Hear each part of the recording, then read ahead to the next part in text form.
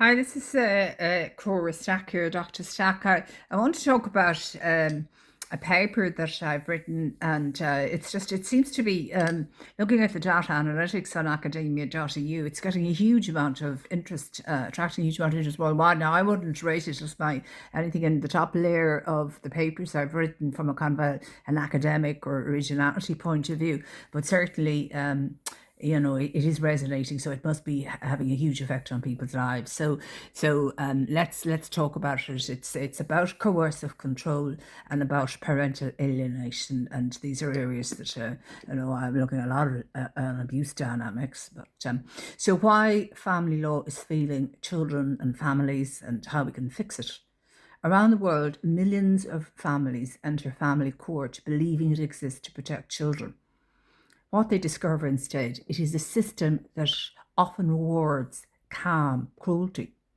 It actually nearly admires calm cruelty, admires it. Maybe it because they can see it themselves. I don't know. It's very hard to say that judges are empathetic. There seems to be a minority of empathy, and perhaps this is a problem with a lot of these kind of disciplines that their judges are assumed to not to show any emotion or not to be able to, they punish emotion, and they punish. So when what they discover instead is a system that often rewards calm cruelty and punishes visible pain. This is not a failure of individuals, it's a failure of design. Family law was built to resolve disputes, but most family breakdowns are not legal disputes at all. They are trauma systems. Coercive control does not announce itself.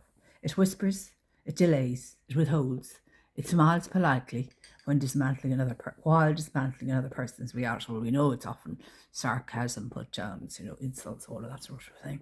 But withholding, silent treatment, sulking, all of that, projection, gaslighting, all of that, manipulation, all of that is very hidden. And when survivors finally react, when their nervous systems collapse under pressure, they are labelled, when they're going to court, unstable, difficult, or high conflict. That's how they present, you see, after being subjected to years of this coercive control.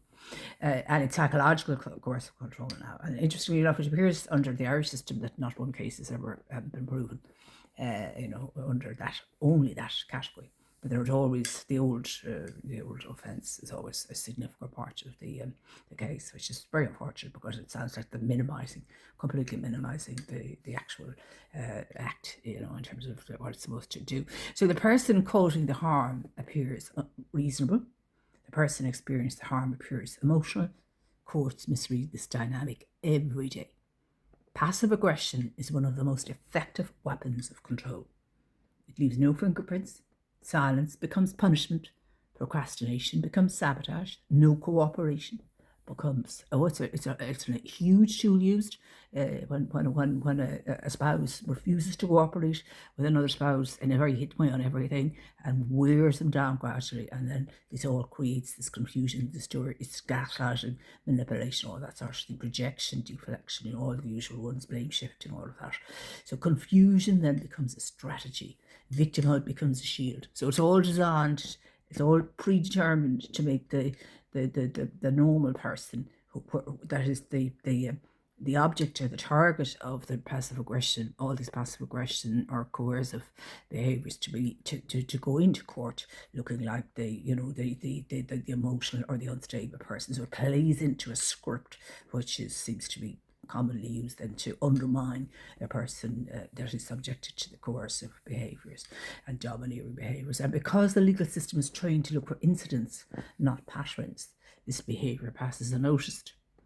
Children trapped in these dynamics learn something devastating: that love requires silence, that truth is dangerous, that choosing safety inevitably means betraying somebody else. Parental alienation is not conflict. It is very severe emotional harm. It's psychological violence, as we've seen in a recent Supreme Court landmark judgment from Denmark. And I have to give them credit for being the first country in Europe to come out and tell the truth about this. And it does not resolve with time. But what if we stopped asking who wins in an adversarial adjudication model and started asking what heals? A trauma-informed arbitration First model does exactly this. Now, my model is moving from the education model to a problem-solving arbitration system. So arbitration, even in the workplace ratio, is still adjudication. No, that still is power. There's a power dynamic there. The team that comes in with the legal team, and we'll say somebody will say that's taken on an institution will come in maybe with a friend or by themselves, and then the institution will bring in that's the adjudication model. That's failed. That's inevitably going to fail. So that's not the model I'm talking about here at all. So I'm not talking about any ADR which involves adjudication. I'm talking about problem solving arbitration. So it's kind of a new idea. I mean, it's everywhere. It's everywhere problem solving, except in litigation, in the adversarial form. It's shocking, really. Way behind where it should be, in my opinion. So I'm just putting it in and saying it needs to be there at the start of a dispute, if we can get it in early, and then perhaps there are certain things that have to go to adjudication, certain disputes that have to go there, and the courts have to be, or always have to be, at the end of the whole system, the whole layer of dispute resolution. So before years of litigation, before children